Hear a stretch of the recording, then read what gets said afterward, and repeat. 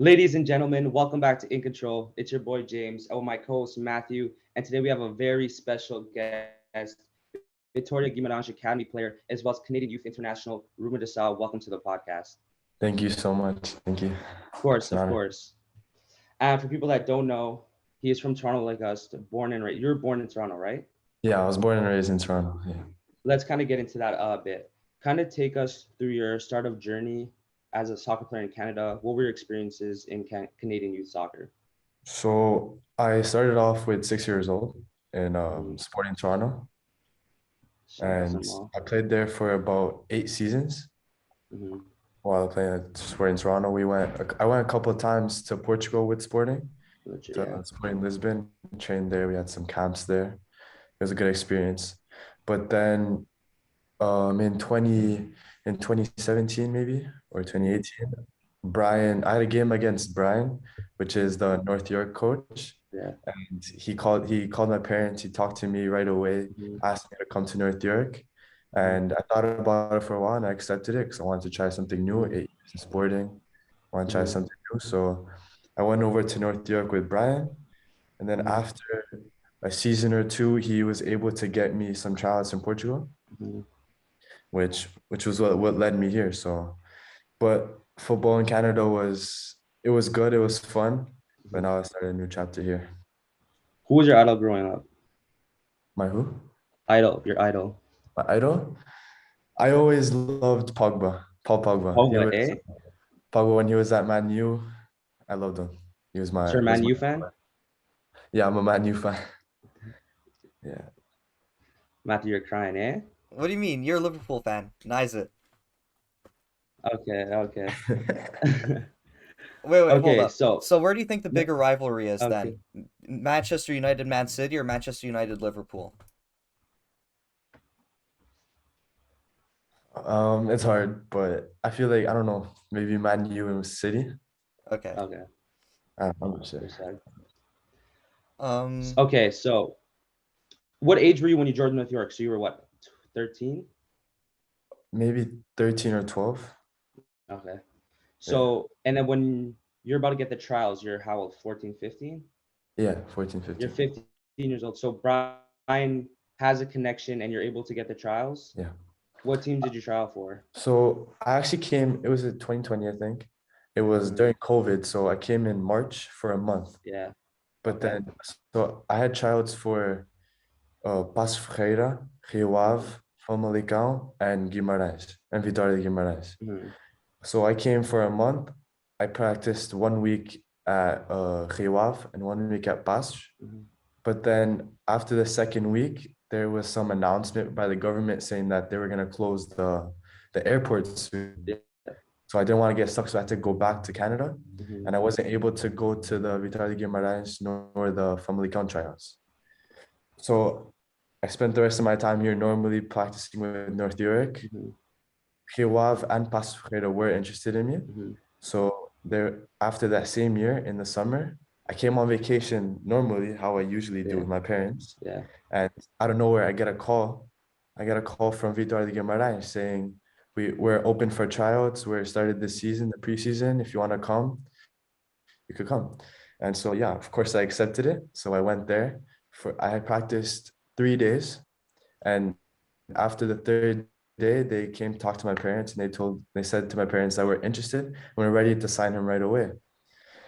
I had to think about it Mhm. if between Vitória de Guimarães and the other two clubs. I chose Vitória de Guimarães, I accepted their offer, and I signed right away. I didn't even go back with my parents. So I came and I stayed. Yeah. So yeah, it was that year, that 2020, 2020. that yeah. yeah. So obviously you're of Portuguese descent, so I would have assumed you've probably been there many times like on vacation. Was there still like a significant Yeah. cultural change between going from Canada to Portugal and like actually living there permanently? Yeah, it was a big change actually. It was not even just the culture, but the language too. I knew how to speak a bit Portuguese with speaking with Mhm. my parents, but it was hard being able to communicate with them and understand everything they're saying. But I was able to, after the first year, I was able to get used to it. When I came here, I was lucky because I had an aunt living here, and stayed with her instead of in the residence, Mhm. which helped a lot with the transition. Mm-hmm. So did your parents have So, like did your parents have any effect on like the move in general? Like in what way? Um, just like helping you settle in to Portugal at all? Or was it mainly primarily your aunt? No, so I moved here, I lived with my aunt, but then a month after my mom came and she stayed here for about 2 weeks trying to help me. She helped me a lot. She helped me get used to it, helped me get a routine. And she's the one that set everything up basically. Yeah. But after my parents went back, I stayed in touch all the time, but yeah. it was mostly my aunt that helped me with everything. Okay, so do you have anyone cooking for you or do you whip it up in the kitchen? I, I don't cook. I'm not a good cook. No, I'm gonna No? be no, honest. shit. I'm Tough. gonna be honest. I'm not a good cook. Okay, also another question. Were you with your girlfriend at the time? And is she from Canada or is she from Portugal? My girlfriend's from Canada, From so we're Canada? doing distance right now. Long distance. Okay. We're almost at 2 years actually. 2 years? So it Jeez. was like the year you went on trial. Exactly. That's Okay. when we started. Okay, so what are some of the major differences between playing and training in Portugal compared to some of the other places you've played? Mostly the intensity. The level of intensity here is a lot higher than what it is in Canada because it's a lot more competitive. Everyone is working for the same spot, same position. Like my first year, what I noticed right away was the other kid that played in my position, he was always like attacking me and trying to ruin what I'm trying to do. So that's a big thing. It's the competitiveness and the intensity. Mm-hmm. Does it also apply to the youth national program at all? The youth national program. Like coaching there compared to, or not coaching, like training with the national setup while training with like Vitoria Guimarães. it's that at that stage it's a little more similar. Mm-hmm. Competitiveness at the national team, it's really high. It's we have a really good team actually, and it's really good, it's really intense. And the coaching styles, it's obviously different. We have a different playing style, different formation, but I like both ideas, both positions. So So, if you reflect on last season and this season so far, how would you say they went? like Vitoria. Yeah, yeah. So last season is the thing about Portugal. The U16, they don't have a national league like Mm-hmm. they Okay. do in U17. So last year it was only in the city, like the small teams around. Mhm. So it was a lot easier for us. We won the league. It Yeah. was a lot easier. But now this year we're in the final phase right now, actually, Mm-hmm. where made it to the final phase. There's two Mhm. stages. So we passed the stage where it was just up north, and now we're doing the whole national, the Mhm. whole national league. So it's Mhm. a lot harder. This season's a lot harder. So far we're doing really good. Mhm. But yeah, we had a game this morning that we won 1-0 against Torres. Mhm. So it's good. So is the second phase, is it like it just separates the league or is it kind of like a playoffs? So what it is it starts off in the first phase is like mostly north teams, Hmm. and then they have one league, and it's like a normal league. They're first place, second place, third place. There's all Okay. that. Then there's central and south, Hmm. and the top three teams of each group pass on to the next phase. Okay. That's what it basically is. It's like the final Hmm. phase. Okay. And that's for all age groups, it's like that? Yeah, no, mostly just U15, The U17, U17? 19. Mm-hmm. Okay. Sick. So, have you trained So with any other teams at Vitoria Guimarães? So, for example, like the U19s, the B team. No, not yet. Actually, last year during the Christmas season, Mm-hmm. I practiced for a week with I was U16. I practiced for a week with the U17s. How did that Yeah. feel? Like, was it kind of awkward because you're like, oh, they're like a year older than me, or is it just like you've seen these guys around like often, you kind of know who they are? I've seen, of course, I see them often a lot. Mhm. We even have friendly games between each other, Mm-hmm. Mhm. like the U16s and U17s. But it was obviously like nerve-wracking going in there because I have to impress the Yeah. coach and stuff. Yeah. Yes, sir. But yeah, so Mhm. it's a bit hard. It was hard when I went there.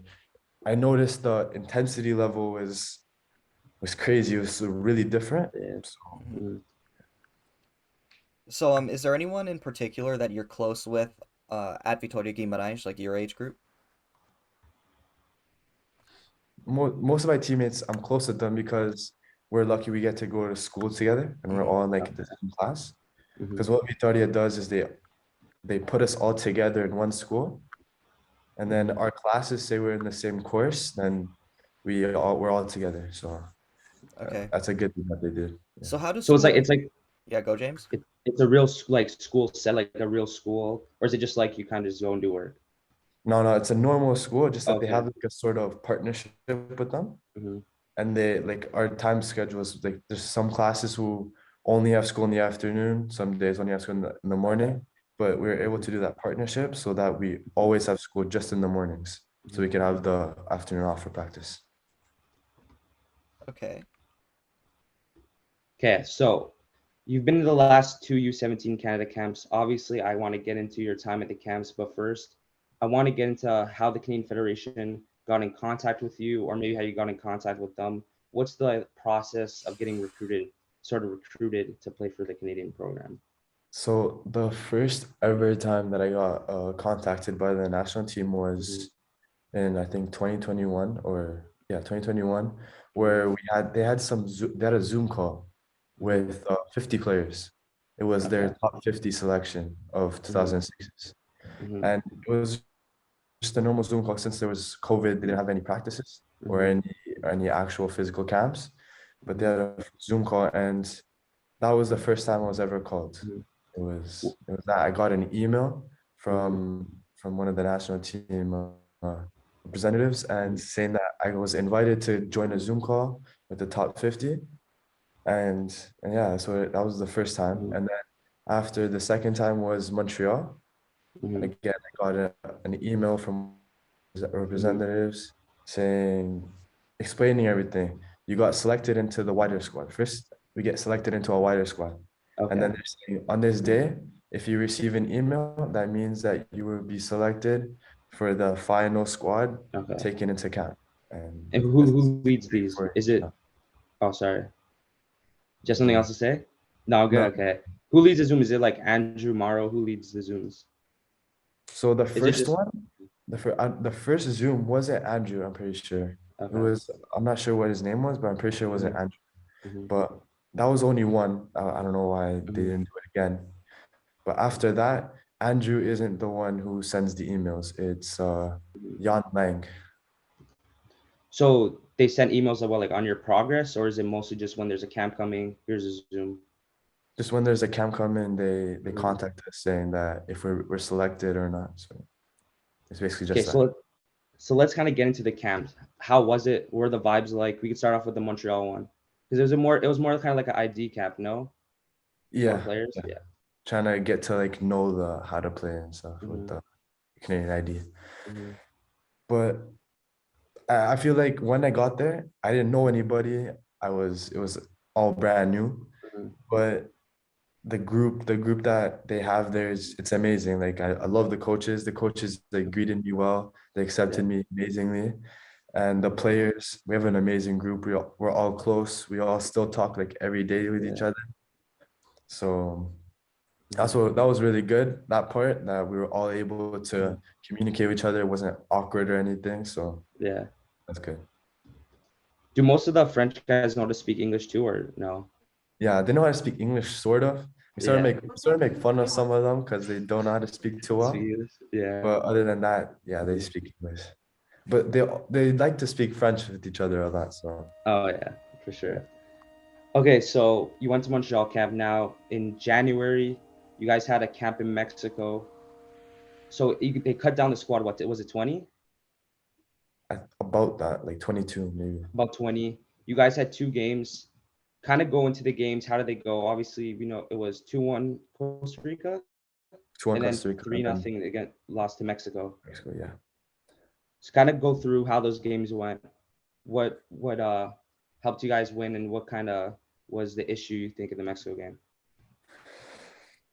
So I feel like what we lacked was maybe a bit of like experience in the Mexico game. Of course, Yeah. Mexico has had a lot of games Mhm. with each other, and they know how to play with each other, and their intensity level is really high. But I feel like we were able to play the way we wanted to play. We were able to Mhm. circulate ball like we do. We were able to do our Mhm. transitions. We were able to put what we practiced on the field. I feel Mhm. like we just missed something. I don't know what it Mhm. is, but there's just Yeah. something we missed in the Mexico game. But in the Mhm. Costa Rica game, I think everything went perfectly. Mhm. We played amazing. We won, and it was an amazing experience, honestly.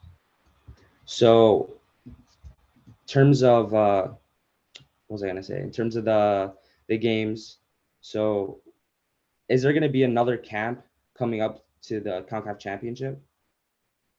So what it is that there's not gonna be any camps anywhere else, but we're gonna go to Guatemala. Mm-hmm. We're gonna go to Okay. Guatemala to get used to the climate there, Mhm. used to the pitches, used to everything. Mm-hmm. Okay, so the Concacaf Championship, for those who know, it's I think February 11th it starts. The Yeah, Concacaf and then U17 the in 26th. Guatemala. They're in a group with USA, Trinidad Tobago, and Barbados. Obviously, top 4 qualify for the World Cup. Now, I don't know if you know you're in it already, or if you don't know you're in it, or if they haven't told you yet. But obviously, you've been with the teams, you know what the plans are. So, what does the preparation look like for the tournament, and what are the team's expectations for the tournament? Our expectations, of course, is coming in first. But before that, we want to make sure that we guarantee our ticket to the World Cups. We want to make it to the semifinals. That's our main objective. And then once we know that we got that ticket to the World Cup, we're gonna start focusing on coming first and winning it all. But preparations, I think we're gonna have a lot of practices with each other, like we did in Mexico. It's basically gonna be the same thing. Mm-hmm. And yeah, we might have a friendly or two, I think he mentioned before the CONCACAF, but that's Mm-hmm. about it. So they had a 50 man, they cut it down, right? There's Yeah, I another think 50 so. man. That's what they did. So quickly, what does it mean to you or what did it mean to you to see Canada at the World Cup? Honestly, I'm gonna be honest, I'm Portuguese as well. Yeah. And other World Cups, I supported Portugal. But Yeah. in Same. that first game against Belgium, Yeah. We showed them. my heart was racing in that. We were When at. Fonzie had the penalty, Oh my oh my, gosh. I was Yeah. nervous. I was so I was nervous. nervous. And that's something I never really felt watching Portugal. It was weird. I wasn't expecting it, but it's Yeah. something I never really felt watching Portugal. So You mean it Canada? it was amazing. Yeah. Yeah. Watching Yeah. Canada Me and play. Matthew. Yeah, we're going Oh, crazy. We're at the Shoeless Joe's at Stockyards. Shout out Stockyards. Going crazy. oh my. Okay. Um, Shout out, Matt. Go. yeah. So, what do you know now that you wish you would have known when you started playing soccer? That's a difficult question. hmm You could take your time to think about it. Okay. If you don't know, it's fine. You can go to the next question if you. But I know now that I could.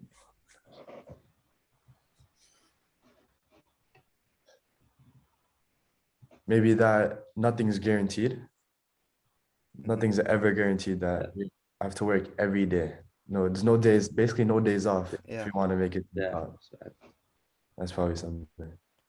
And another somewhat tough question. Where do you see yourself in 5 years? 5 years. Hopefully not five, but in 4. Hopefully the World World Cup in Cup. Canada. There you Yeah. go.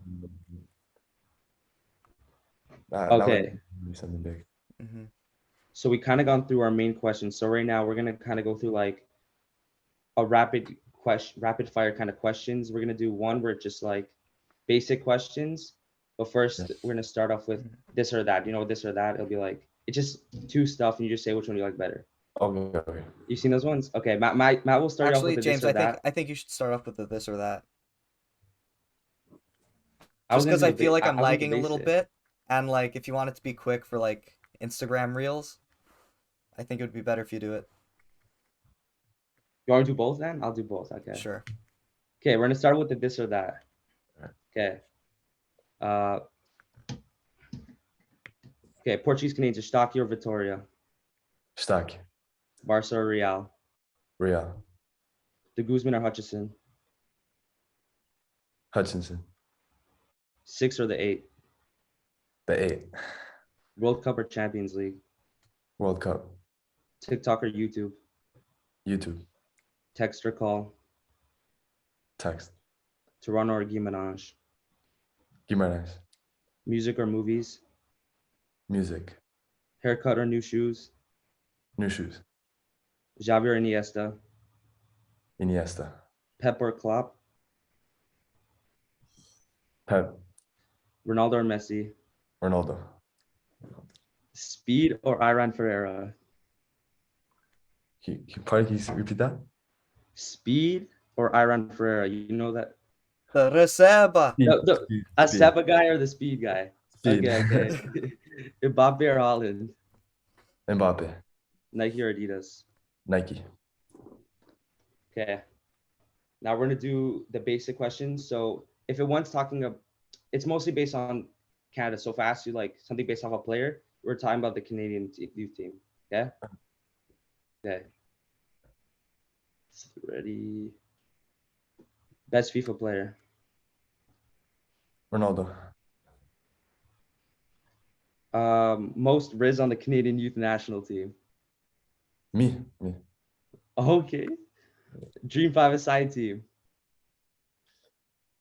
So I'd say Ronaldinho, Ronaldo, Messi, Ramos, and Pep. Best player you played with. Maybe this, no one knows him, but Uh, it's this player called Cafe that I mhm. played at Sporting Toronto. He's Okay. currently here in Portugal, actually, Mhm. playing for Fatima. Mhm. But yeah, he was childhood memory. He was one of the best, yeah. Well, actually, he messaged us a few hours after the interview to let us know that upon further reflection, he thinks that Jordan Alvarez is the best player he has played with, and that Cafe is a very close second. Back to the interview, guys. Best player you played against, which I guess is kind of the same, but It's kind of hard, but I'd probably say this player called João Teixeira that plays for Porto. mm-hmm. So Yeah, he's their 6. favorite roommate. Eric Pop, he was my roommate in Montreal. Shout Eric Pop, just made a move to Germany. Yeah. Worst person to sit next to on the bus. Sorry. Honestly, there isn't anyone. I'd say everyone is respect. sorry. Yeah. Favorite thing besides soccer.